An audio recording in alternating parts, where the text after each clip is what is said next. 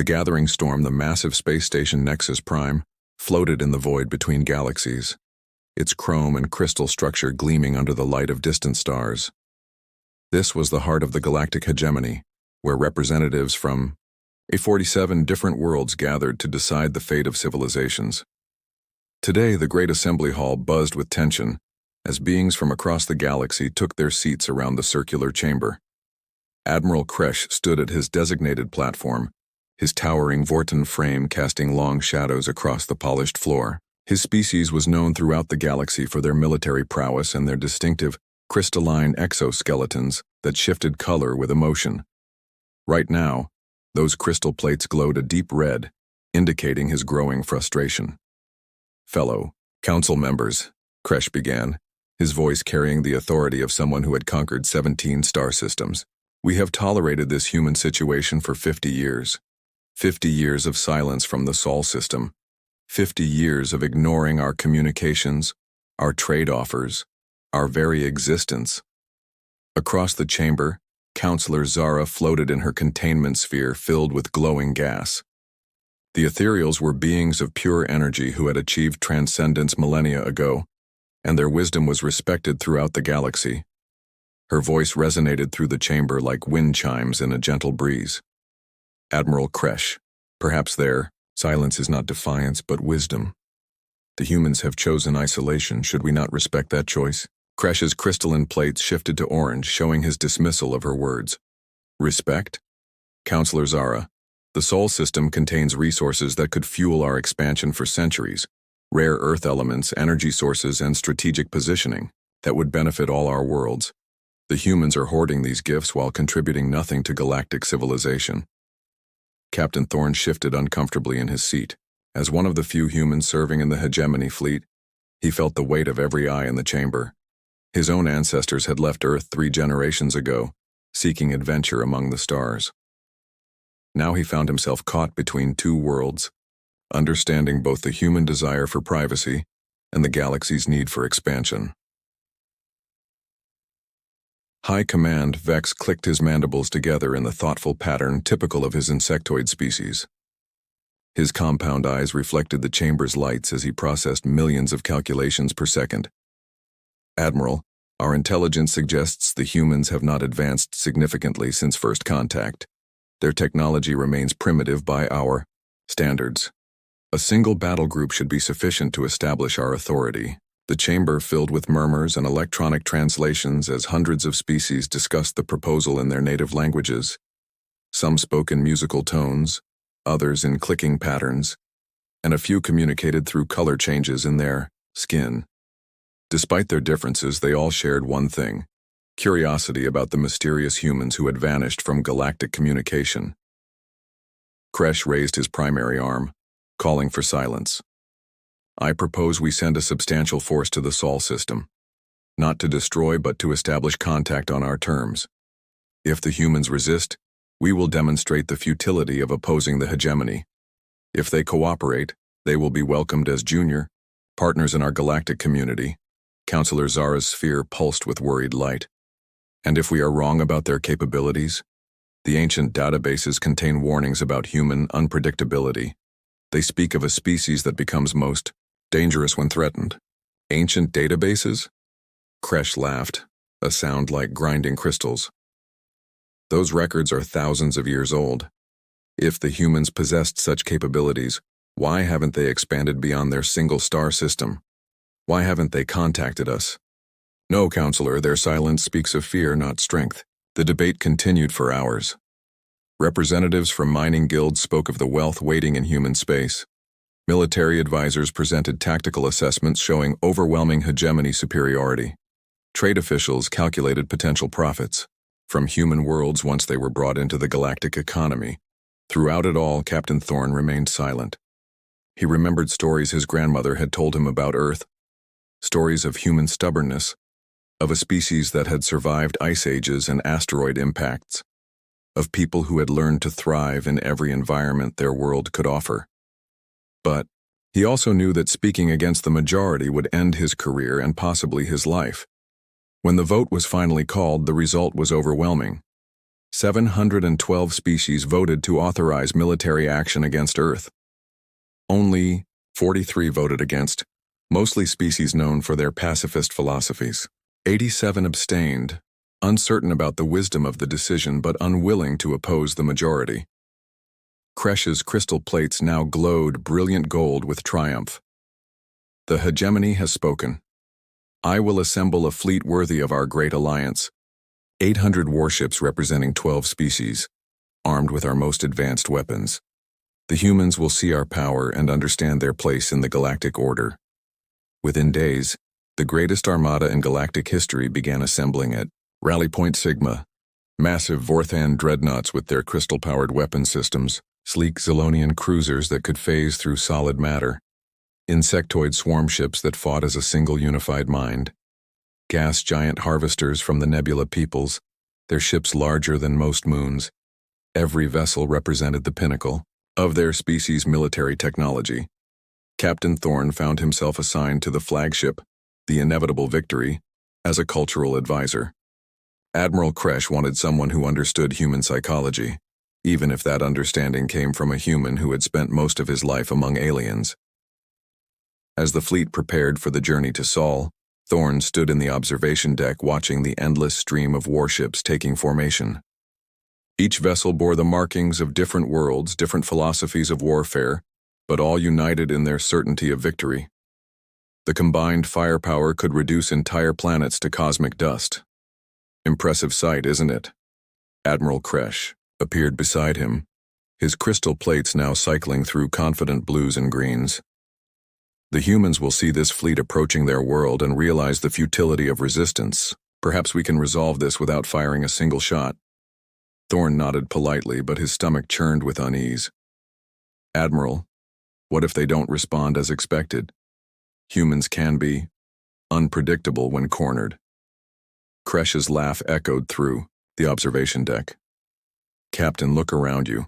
800 ships, each one capable of destroying a city with a single weapon discharge. Shields that can deflect stellar radiation, faster than light engines that cross the galaxy in days.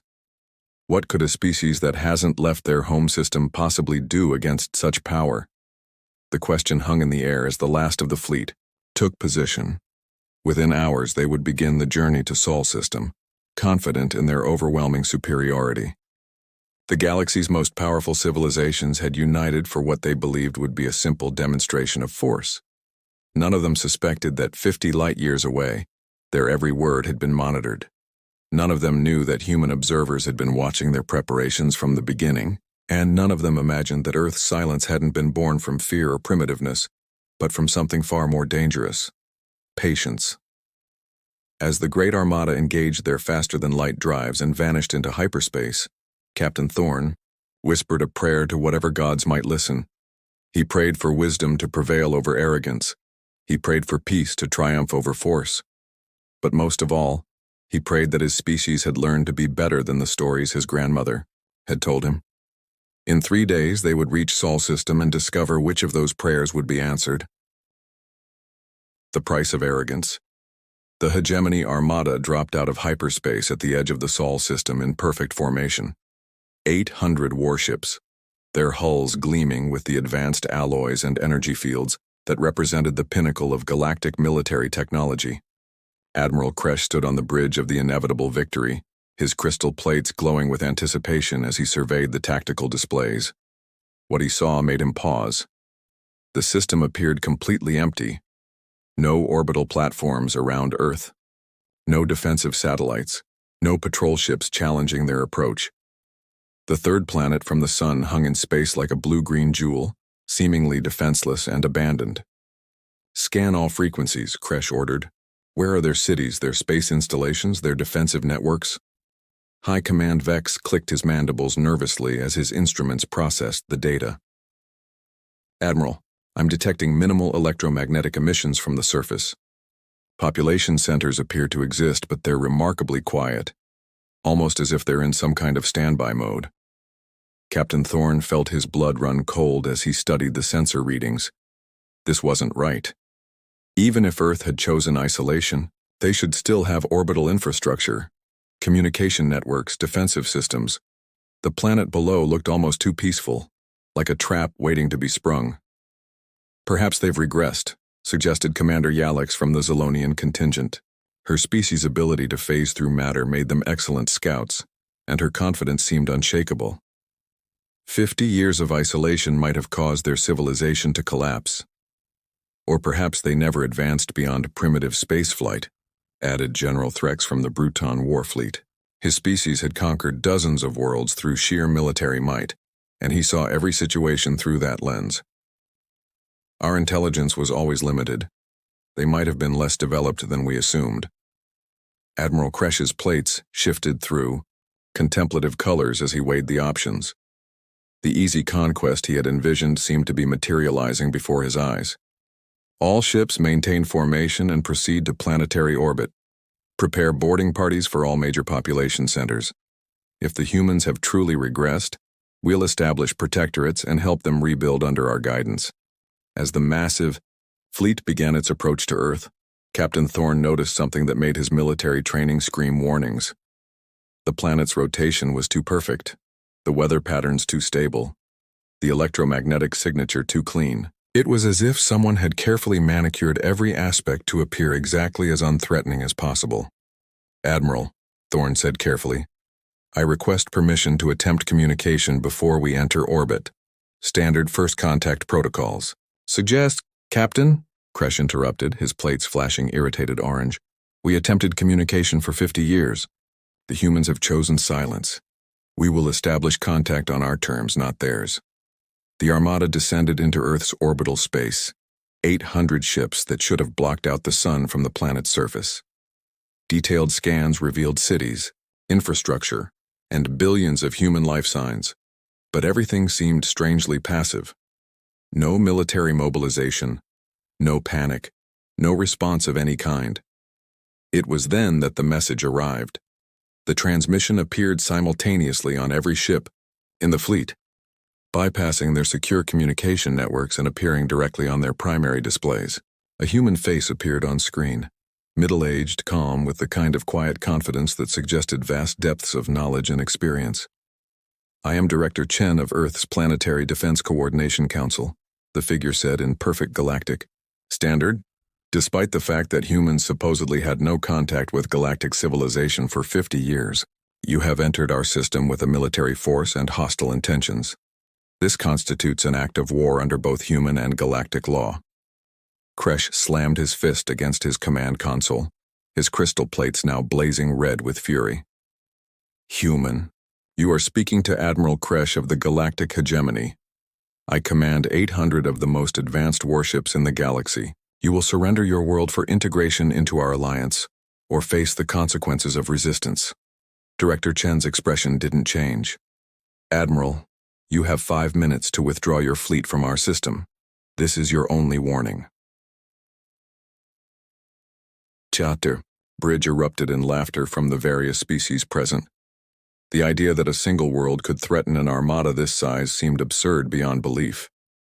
Even Captain Thorne, despite his growing unease, couldn't see how Earth could pose any real threat to such overwhelming force.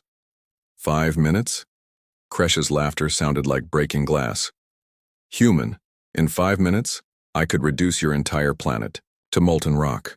You have no orbital defenses, no military fleet, no weapons capable of reaching us. Surrender now and your people will be treated as junior partners in the hegemony. Resist and you will be conquered." Director Chen nodded sadly. "Your choice, Admiral. Observer network you are cleared to reveal. What happened next would be discussed in military academies across the galaxy for centuries to come." The space around Earth began to shimmer and shift like a mirage. What had appeared to be empty vacuum suddenly revealed itself to be anything but empty. Massive structures began materializing throughout the system, not appearing from nowhere, but simply becoming visible as their cloaking systems deactivated. The moon wasn't a natural satellite. It was a perfectly spherical battle station the size of Earth's original moon, its surface bristling with weapon systems that made the Armada's cannons look like toys. The asteroid belt revealed itself to be a network of interconnected defense platforms, each one larger than the hegemony's biggest dreadnought. Mars flickered and showed its true nature, a massive shipyard where vessels unlike anything in the galactic databases hung in various stages of construction. These ships didn't follow conventional design principles. They seemed to incorporate technology from dozens of different species, but refined and improved beyond recognition. But it was Earth itself that delivered the most shocking revelation. The planet's surface rippled and shifted, revealing that much of what they had taken for continents and oceans were actually camouflaged defensive installations. The humans hadn't regressed at all. They had spent 50 years in isolation preparing for exactly this moment. Impossible, High Command Vex whispered, his compound eyes trying to process sensor readings that defied comprehension. The energy, signatures. Some of these installations are more powerful than our entire fleet combined. Director Chen's voice returned, now carrying the weight of absolute authority. For 50 years, we watched your species expand across the galaxy. We studied your technologies, your tactics, your weaknesses. We learned from every species you conquered, every world you subjugated. The Observer Network has been present at every major battle, every negotiation, every strategic planning session. Captain Thorne realized with growing horror that the humans had done something unprecedented in galactic history. They hadn't just prepared for war. They had prepared to fight every species in the galaxy simultaneously, using their own strengths against them. You see, Admiral, Chen continued, humanity learned something important from our first contact with galactic civilization. We learned that the galaxy is dominated by species who believe might makes right. So we decided to become mighty enough to prove them wrong. Admiral Kresh's plates cycled through confused colors as he struggled to process this reversal. You're bluffing. No single world could develop such capabilities.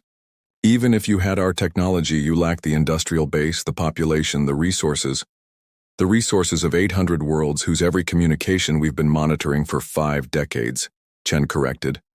Admiral, we know the exact specifications of every weapon system you carry, every defensive protocol you follow, every tactical doctrine you employ. Your own words and plans have been our textbooks.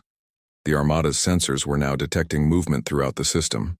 Ships were emerging from hidden bases inside planets, from behind stellar phenomena, from pocket dimensions that shouldn't have been possible. The humans hadn't just built a defensive network.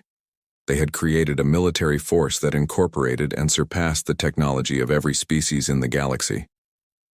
Retreat, Captain Thorne urged quietly. Admiral, we need to retreat now while we still can. But Kresh's pride wouldn't allow such a withdrawal. 50 years of military victories, hundreds of conquered worlds, the expectation of 800 worlds back home, all of it demanded that he prove the humans were bluffing. All ships, Kresh commanded, prepare for orbital bombardment. Target their major population centers.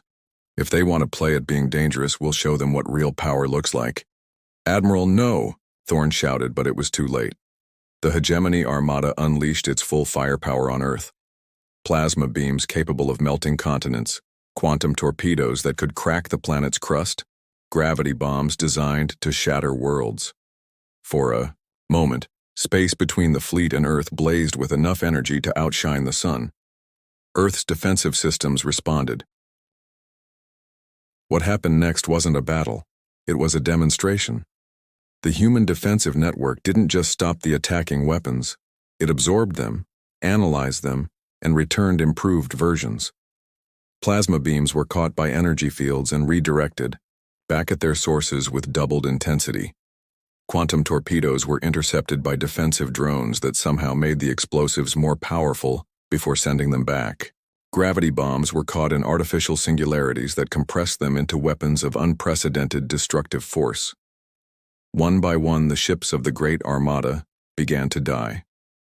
Not from human weapons, but from their own attacks, perfected and returned with deadly precision. The inevitable victory shields collapsed under the enhanced power of its own plasma cannons. Solonian phase ships found themselves trapped in dimensions of their own making. Insectoid swarm vessels discovered their hive mind connections turned against them, their own coordination systems compelling them to destroy each other. Captain Thorne watched in fascination and horror as 800 of the galaxy's most advanced warships were systematically dismantled by their own weapons, improved beyond their original specifications, and wielded with perfect knowledge of their weaknesses. In less than 20 minutes, the greatest military armada in galactic history had been reduced to scattered debris and emergency escape pods. Director Chen's voice returned one final time, addressing the handful of survivors who had managed to escape the carnage. Return to your worlds. Tell them what you witnessed here. Tell them that humanity offers partnership, not domination. Tell them that Earth stands ready to share its knowledge with any species that approaches in peace. His expression hardened, slightly. But also tell them this: any future military action against Earth or its allies will be met with responses that make today's demonstration look like a children's game. We have spent 50 years learning to be better than the galaxies. Example, don't make us prove it again.